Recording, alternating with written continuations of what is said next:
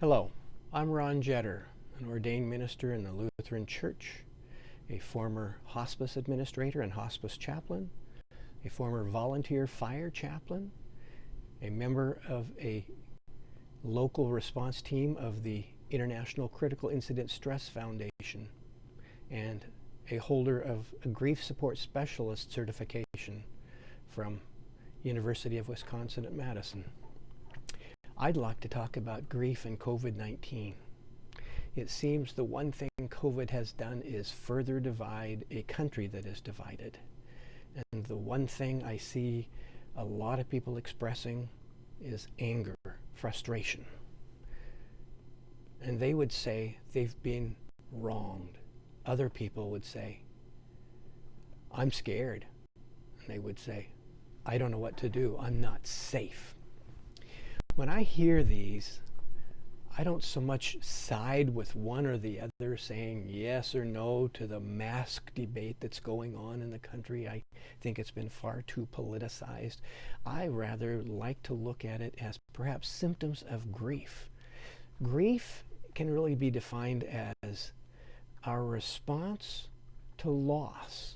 And that response comes in the form of cognitive, that is to say mental, emotional, social, spiritual, and physical.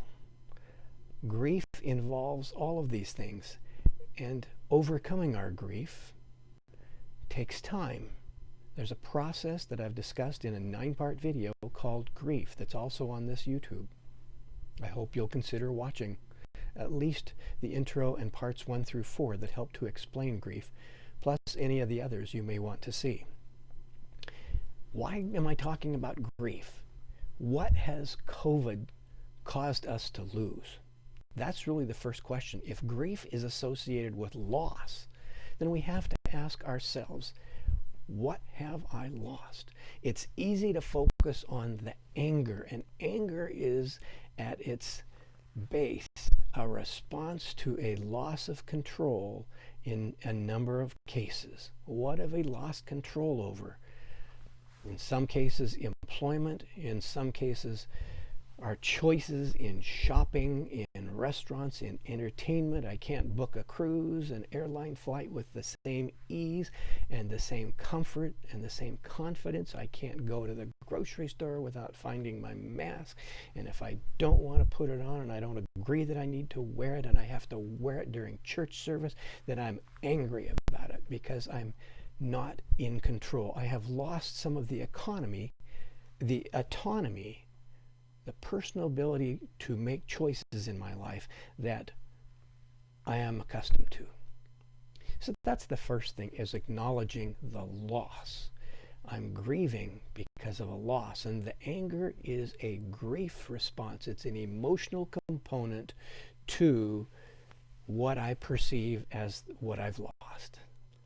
Now I can perhaps re-look at my perceptions over time, a process we call cognitive reframing, and that's going to produce different feelings. Maybe it will help me to learn feelings of acceptance and tolerance, because as Elizabeth Kubler-Ross pointed out decades ago, grief likes to move along. It likes to experience different things, and it likes to experience anger, bargaining, depression, denial, but it moves toward resolution, toward acceptance.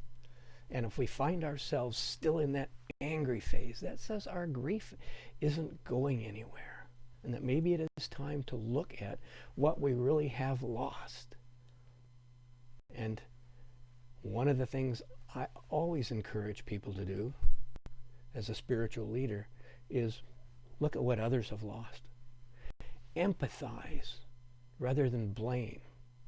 Serve rather than accuse. Join rather than divide. Not because it's the right thing to do, although it is, but because it's what pulls us out of that grief place and allows us to move into something positive, something going forward. Others, now let's talk about the fear. on the other side. People are afraid to go out. They have comorbidities, or they are elderly. They believe that somehow this disease is deadly and that they're likely to get it, and they see the worst. They see that people are dying. They know people who have died.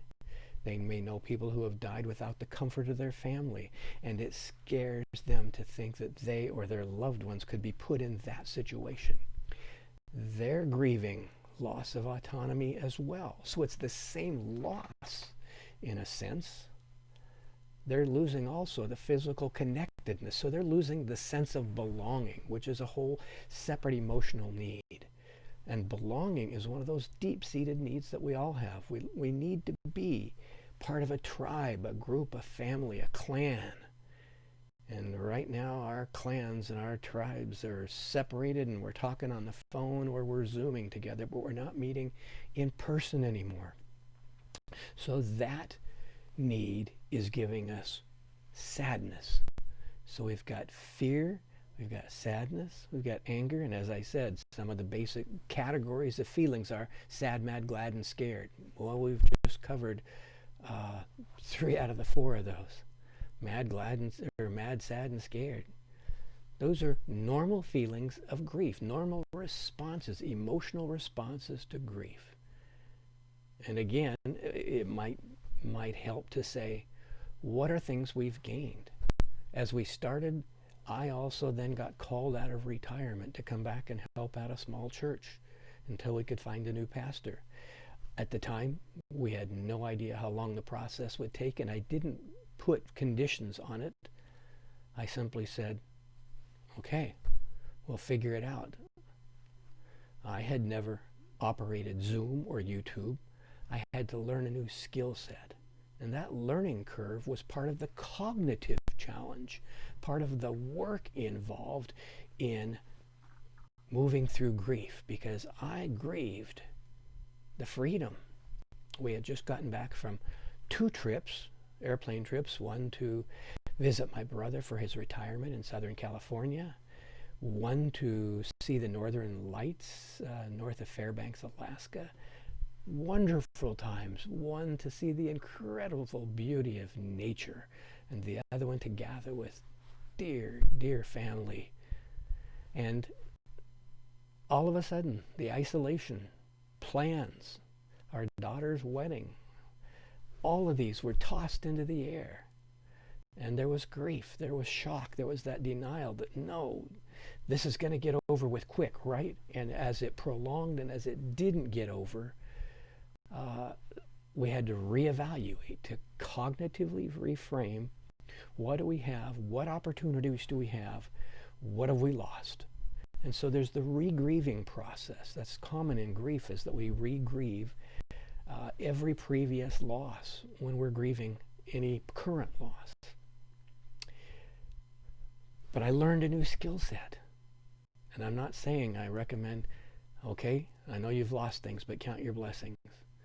There is a component of that, though, that says maybe adaptation is something we've learned. Patience. Don't ever pray for patience, because you're liable to have a situation in which you'll need it, like this one. So when you're responding with fear, ask, what have I lost? And what is my fear telling me? What do I need to do to feel safe again?